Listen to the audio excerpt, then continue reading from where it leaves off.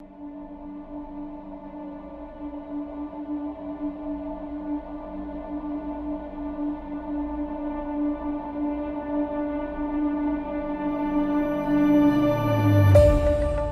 في الوقت الحالي كإنسان عايش في سجن غزة، عدوي الأول والمباشر حماس وليس الاحتلال. تعودنا نقول احتلال لأن احنا حافظين من زمان كان نقول احتلال، ولكن الاحتلال الحقيقي هو حماس. فأنا بحاجة إني أزيل هذا الحاجز من حياتي. لو يجوا اليهود ويزيلوا هذا الحاجز أنا مؤيد معهم. مين اللي معيشني الفقر في غزة؟ مش اليهود، حماس. مين اللي حرمني فرصة إني أشتغل؟ حماس. مين اللي قتل أخوي؟ قتل أخوي قدام عيني، كويس؟ Joseph Braude, president of the Center for Peace Communications. Welcome to Boss. Thank you, Santiago. We've just heard one of the many testimonies in Voices from Gaza. We heard a man claiming, my prime immediate enemy is Hamas, who made me poor, who didn't let me get a job, who killed my brother, Hamas did. Please put these words into context and explain the idea behind Voices from Gaza. So Gaza is a place that has been governed by Hamas for nearly a generation. It's a young population, most of whom have never known anything but Hamas rule. Right. And they are fed up with it. They have been fed up with it for a long time, even as they have a range of views about Israel. They nonetheless fault Hamas for starting wars it can't win, while hiding underground and leaving civilians to suffer casualties, and meanwhile stealing international aid that's intended for the Gazan population and enriching themselves living abroad in Qatar, in Turkey, and elsewhere. So they want a different future. Many of them had the courage to wage anti-Hamas street demonstrations in 2019 and again as recently as July of last year. But the world ignored them, and Hamas brutally suppressed them, throwing them in prison, torturing them, killing many people, and punishing their families. Despite all of that, people are standing up and beginning to say they want this Hamas rule to end. Right, and the idea in Voices from Gaza, which is a series of testimonies, right, from people in Gaza who speak about Hamas rule, is to show these silenced testimonies. Right? That's right, because there are media outlets in the Arab world and beyond that have been systematically erasing these voices as part of a strategy to prop up Hamas and creating the fiction that Gaza, the Gazan population, and Hamas are one.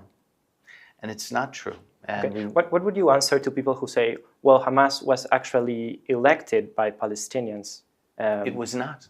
Yeah. There was an election in which it appeared to be doing well, but Hamas took power through a military coup by throwing about 700 officials of the Palestinian Authority off the windows of tall buildings, and is seen to have taken power by force. Meanwhile, the vast majority of Gazans today were either not born yet or not of voting age when that election happened. And they have lived under the yoke of Hamas, and they want a different future. And when you approach people in Gaza, do you find them eager to share their testimonies? Are they afraid of possible repercussions?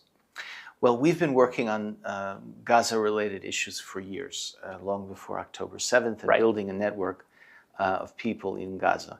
And we found that people were very eager to communicate. And certainly after we began to release the material, and it became clear, our largest audience is inside Gaza, and it became clear that there is this platform where people can speak freely and their identities are not revealed.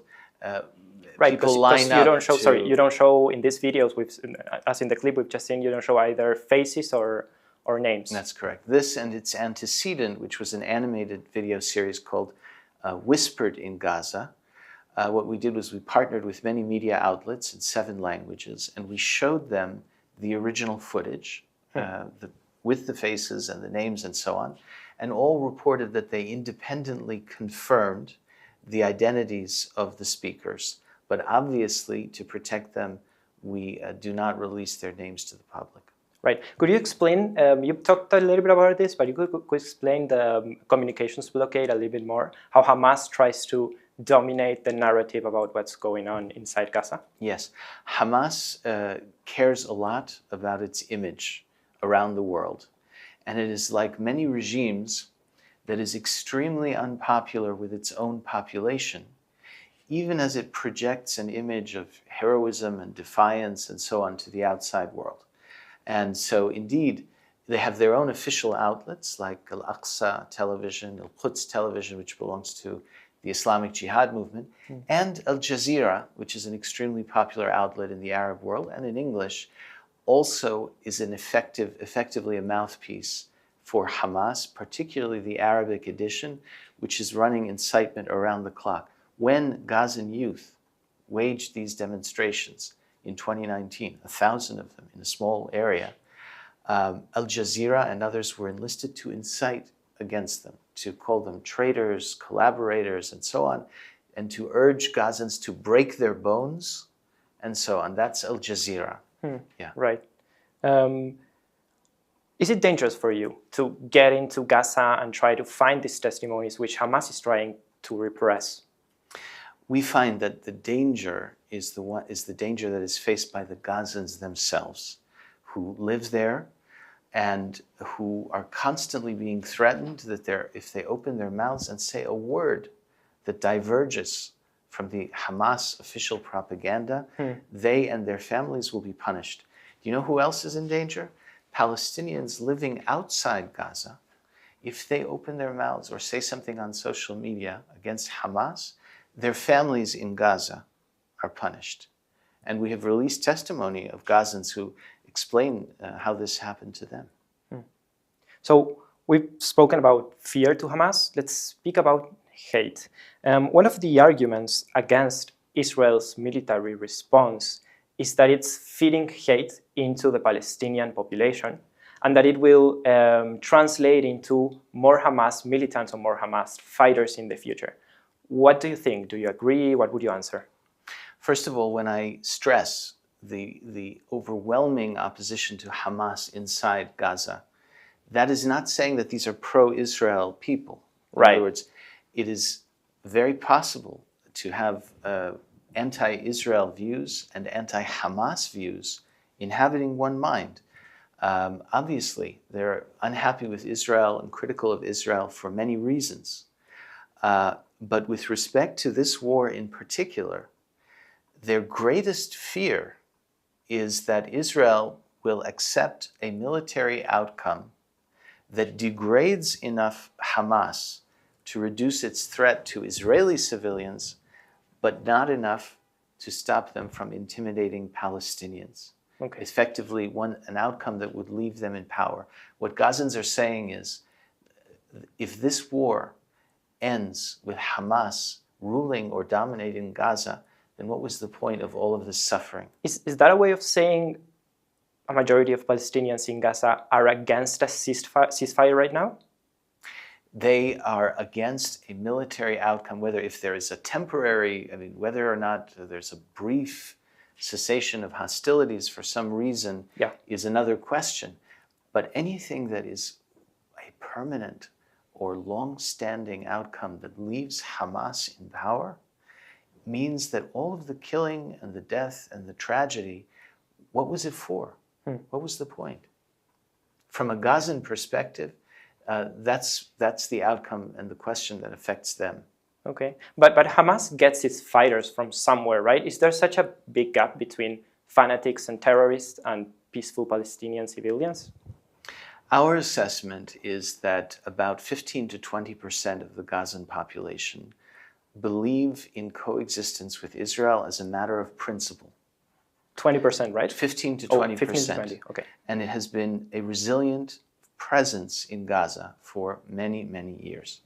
50 to 55% of the population are opposed to Israel, and they believe in the idea of armed struggle against Israel, but are not involved themselves in any violent activity and not affiliated with any armed group. Moreover, while they supported the first Intifada and the second Intifada, they oppose Hamas's wars because they feel that they don't win, they can't win, and they only harm the Gazan population. That leaves 30% of the population, which is Hamas's true base, a combination of the fighters, the preachers, the teachers, the media propagandists, civil administrators, and for the most part their families, who benefit directly financially from Hamas. They are a minority, but they are 700 to 750,000 people. That number would shrink considerably if the patronage system that gives them money and so on, so they benefit from the system, were to change. Okay. Let's turn to the US and the West in general. How do people in Gaza feel about, if they know about them, right? How do people in Gaza feel about the pro-Palestine, sometimes openly pro-Hamas protests? Yes, we have asked many Gazans about their views of the international dimension of all of this, including the protests, and we've released some of that testimony. The first point that they often make is, where was the world when the demonstrations were being waged by Gazans inside Gaza against Hamas, not in a free environment, but one in which they braved gunfire and prison in order to express their views and their conscience? Second point is that the world needs to understand that the ceasefire that many protesters are calling for will enable Hamas to wreak another October 7th, not against Israel, against the Gazans who did not stand with Hamas during this war.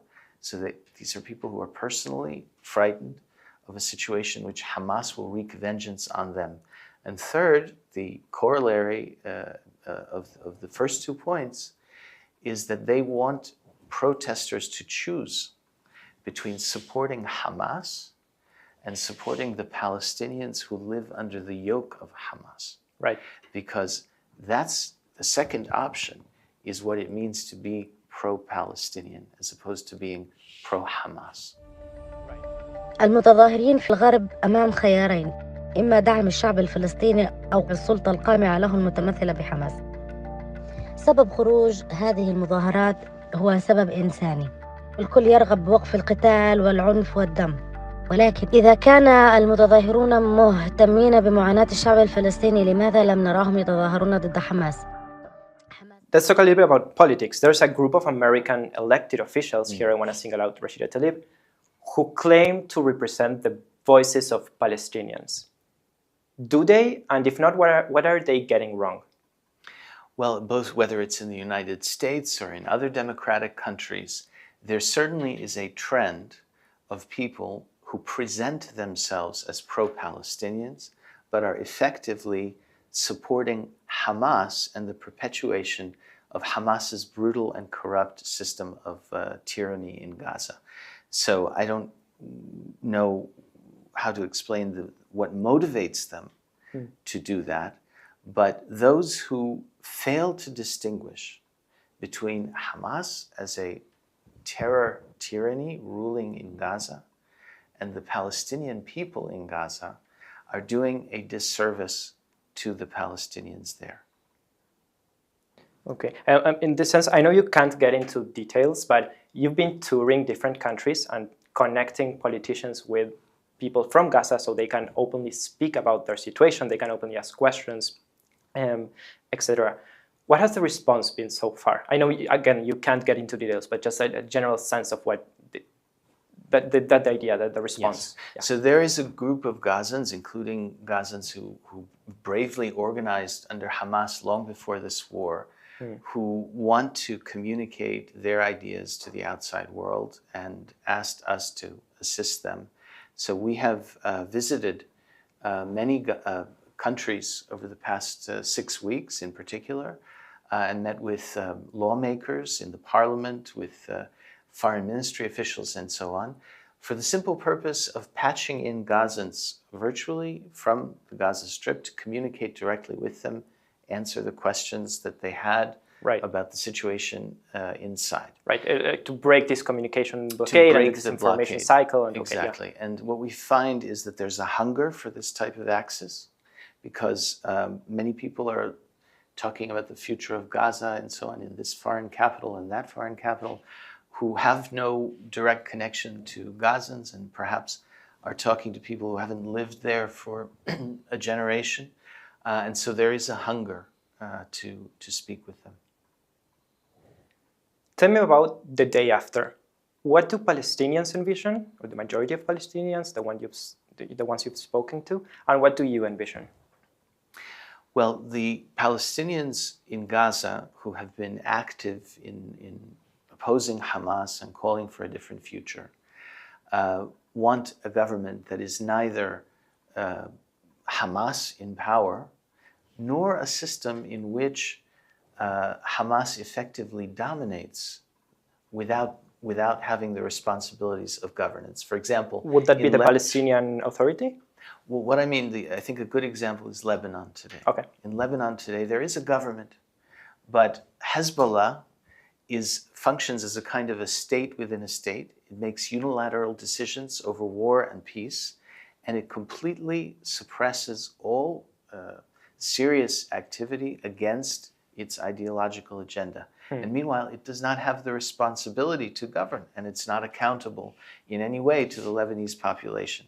It is conceivable that under some kind of a sort of veneer of national unity or reconciliation between Hamas and other political parties, it would be allowed to maintain its weapons and function as a militia, an enclave of its own that can dominate and exercise a heckler's veto over any progress toward peace, development, reconstruction, and so on. So they don't want that outcome.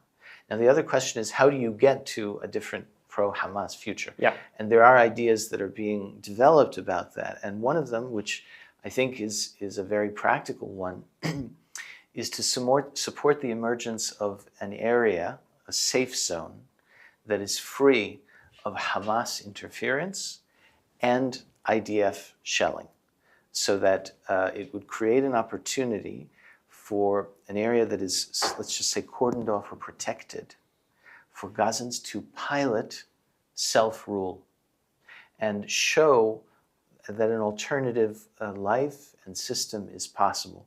The moment you have such an area and word spreads that Gazans are administering their own affairs successfully, 500,000 people are going to want to live there. And that represents a serious and credible political challenge to Hamas, and what begins in one area can gradually and perhaps rapidly grow. Can any solution be achieved without addressing the Iran question? Well, ultimately, of course, Hamas is a beneficiary of enormous Iranian support and functions as a branch of the so-called axis of resistance that Iran controls. And its colleagues include the Houthis of Yemen, Hezbollah in Lebanon, Iraqi militias, in some sense the Syrian regime and the Hezbollah presence that props them up. So, of course, the entire axis of resistance is functioning to dominate the region, suppress peace, development, civil reconciliation within Arab countries, which is just as important as peace across borders, if not more important. And so that is a long-term threat to all peoples of the region. At the same time, this is the first experiment or attempt to end the rule of one of these militias. And I think the entire region is looking at this to see whether it is possible. And I think that will make a big difference in terms of Iran's ability to dominate the countries where it's present. Right. Speaking about Arab countries, in your latest book, Reclamation, A Cultural Policy for Arab-Israeli Partnership, you wrote about a social, political, and cultural climate that favored an Arab-Israeli friendship, right? Now, this was written a few years ago, 4 or 5, am I correct? Yes. Do you think that's still possible? Or has the war spoiled this possibility? It's possible. And of course, as in all attempts at cultural change, cultural development, they inevitably see progress and they see regression. And so it's not a straightforward path. However, even though these militias are fueled by enormous wealth and weapons and so on, ultimately, nobody wants to live under that type of extremist dominance. Those who live under the rule of Hamas or the domination of Hezbollah or the Houthis, etc., almost entirely say that they want a different future. And so they are the most hungry for a future of peace and development. They're looking at the progress in the UAE and Bahrain and so on, and seeing how it's possible to forge a future that involves education and jobs. Right, and so I was going to ask, could you explain briefly explain the importance of education? You write about schools, religious education and media, right? Indeed, media, education, and centers of spiritual and moral leadership are the engines of culture in any society. And by the way, in Sicily, under mafia domination in the 1990s, there was a proactive effort by a civil movement to marginalize the mafia culturally, denying them communion through the Catholic Church, which was a decision made by Pope John Paul, and re-educating the population about real figures in Italian and Sicilian history that brought law and justice to the population. And that isolated the mafia in Sicily and gradually enabled the emergence of progress. It did not destroy the mafia. The mafia continues to be a factor in Sicilian life, but it is very different from the period in the 1970s and 80s when it was a little bit like Lebanon under the Lebanese Civil War with assassinations, etc. That's the role of cultural change in improving the potential for a society to live at peace with itself and to connect with others. Joseph Braude, President of the Center for Peace Communications, thank you for being here today with us at Postmedia. Thank you, Santiago.